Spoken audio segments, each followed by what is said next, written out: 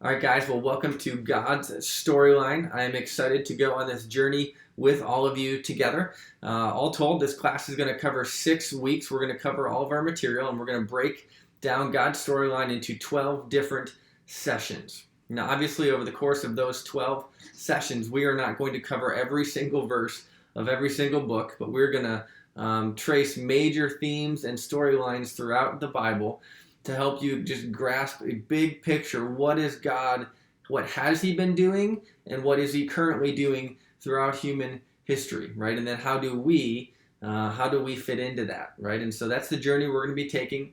There are going to be some weeks that might seem a little bit more like review to some of you, and there will be some other weeks that I think will hopefully blow your mind, that you'll have some light bulb moments where you just things click and you make connections that you have never made before. And so that's the journey we're about to go on. I'm excited to go on it with you.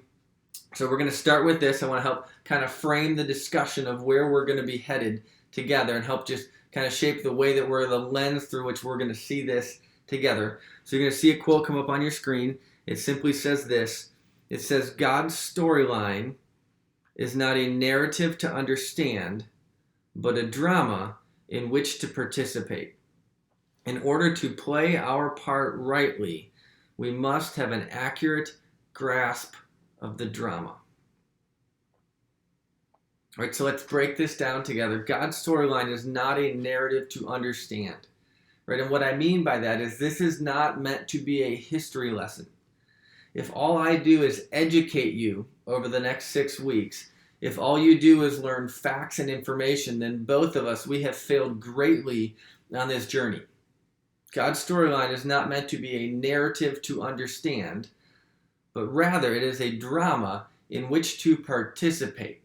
Right? We're going to frame this entire discussion in just the mindset of a drama. I want you to think of a play, a drama that is unfolding, and you are a character, an actor who is part of the drama. Right? So this is not just historical information to learn. You are part of this. You play a role in this. You are an active character in this play, right? And so the second line of our quote, it says, in order to play our part rightly, we must have an accurate grasp of the drama, right? And so again, as we kind of go on this journey together, we are not learning historical information for information's sake, right? Again, not a history class. You are educating yourself.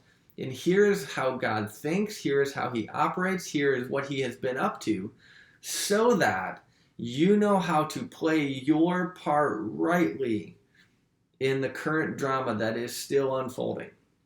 Right? So maybe another way to think about it would be this. I want you guys to think about your favorite movie trilogy, right? A series of movies that is a 3 or more that you just love it, right? So whatever it is, get that movie series in your mind, and then I want you to think through, what if you only watched the last one of that movie series?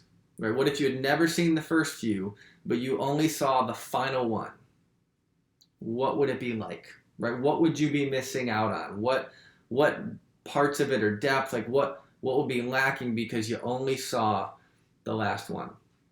So an example for me is I really love the Batman trilogy. So it's Batman Begins, Dark Knight, and Dark Knight Rises, right? 3-part trilogy Batman series. And if you were to only watch the last one, part 3, which is the Dark Knight Rises, if you were to only watch that part of the movie, right, you would be thoroughly entertained, right? You can watch that as a standalone, enjoy it, get your money's worth, have a lot of fun, and it's a great movie. It stands on its own. However, if you want to really get the most out of that movie, you gotta watch the first 2, right? Because the first 2 set the stage, they develop characters, right? They help you understand what and why things are happening the way they are in The Dark Knight Rises. So if your character, let's say you are a police officer in the Batman trilogy, that is your character. Well, you need to know how to properly act and relate in your part of the movie. So if you're a police officer in Batman 3 Dark Knight Rises, you are chasing Batman. Why in the world are you chasing Batman? Isn't Batman the good guy? Why are the police chasing him? Well, in order to know why you're doing that and to understand your part rightly, well, you have to have watched the first two movies, right? And if you watch the first two, you know at the end of movie number 2, Batman takes the fall for someone to try and keep the morale of the city, and so he takes on the persona of the bad guy, hence the title The Dark Knight, right? Even though he is a good guy, he takes on the bad guy persona. So if you're a police officer in Batman 3, Dark Knight Rises, you're supposed to chase Batman. But you don't know why you're doing that. You have no concept of that unless you understand the first 2 parts of the movie. And the same thing is true for us as human beings living in God's world. If we want to understand what God is up to, if we want to understand what he expects of us, if we want to understand how we are supposed to live and interact with each other, in order to play our part rightly, we must have an accurate grasp of the drama. The more we understand the script that leads up to us and how other characters interact and what God is like, the more and better we understand what we are supposed to do. So again, we're going to frame this discussion for the next 6 weeks. I want you to think of the Bible as we go through it as one epic play that is slowly unfolding before your eyes. Think of it as a drama, and you are a character in this play, right? It is an improv play. You're not, like, your script is not written for you, but you are an actual actor in this play, and you will impact how the play unfolds, right? That is the way I want you to frame this, right? So another slide's going to come up, and it simply says, so we're going to break down this entire storyline into 6 different acts. Again, think of a play, 6 acts of a play. So the 6 acts of the drama are as follows. And again, we find ourselves living in the middle of Act 5, right? So act number 1 is creation. It's going to cover Genesis 1 and 2. That will be our first session together. Act 2 of the play will be the fall. It's going to cover Genesis 3 and then all the way 4 through 11. That'll be session number 2. Act number 3 is going to be called Israel, right, which will cover Genesis 12 all the way through the end of the Old Testament, right? Act 3 is the entire rest of the Old Testament. That's going to be sessions 3, 4, 5, and 6. So we're going to do the bulk of our work. All of the heavy lifting, the heaviest lifting, is going to come in Act 3 in those 4 sessions as we unpack Israel. Act 4 will be Jesus, which is going to cover the 4 Gospels. This will be sessions 7, 8, and 9. Act 5 will be the church, which in the Bible covers the book of Acts, all of the letters, and that goes all the way up to present time, right? We currently find ourselves living in the middle of Act 5. That'll be, so Act 5 will cover sessions 10 and 11. And then Act 6 is new creation, which will primarily come out of the book of Revelations. That'll be session number 12. So again, those are the 6 acts of the play as the drama unfolds that we're going to walk through. And here is the number 1 rule I need you to understand. And the better you can do this, the more you will get out of this storyline, this journey together. The number 1 rule is no jumping ahead, right? I want you to assume that you know absolutely nothing. So for those of you who grew up with Christianity, you have a huge background, you've studied the Bible a ton, this is actually going to be a little bit more challenging for you.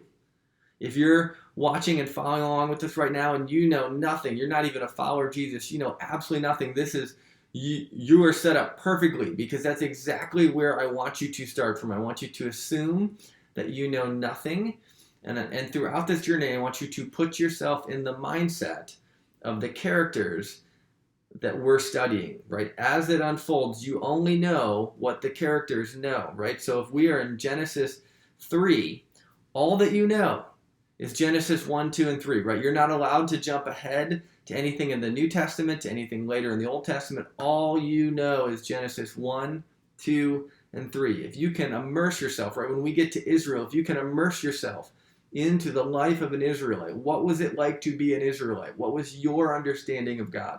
I don't want you jumping ahead to Jesus. When we're in Israel, you don't know who Jesus is yet, right? He has not shown up in the play. to the character's knowledge. Like we don't have an understanding of him yet. So you need to stay in the mindset of an Israelite.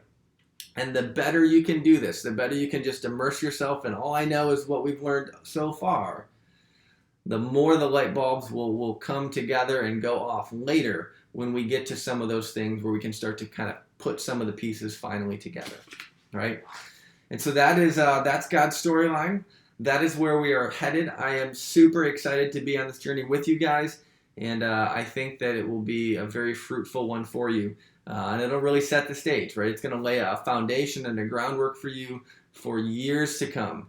And so God's storyline. Here we go.